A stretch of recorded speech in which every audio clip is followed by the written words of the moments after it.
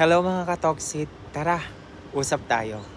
Alam nyo ba, may mga tao sa buhay natin na kahit gaano pa tayo kabait, hindi na dapat binabalikan. Hindi ito dahil bitter ka katoksit, kundi dahil pinoprotektahan mo ang sarili mo. Una, iwasan ang mga taong paulit-ulit kang binabastos. Alam na nila kung saan ka nasasaktan, pero ginagawa pa rin. Kapag walang respeto, hindi na yan pagkakamali. Pangalawa, iwasan ang manggagamit at abusado. Lalapit lang mga yan katoksit kapag kailangan mo.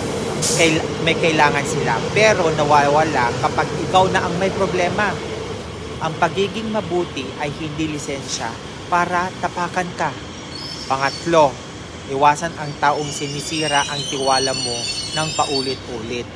Palaging may dahilan pero pare-pareho ang ending mga katoksit. Makinig ka. Ang pagpapatawad ay para sa puso mo.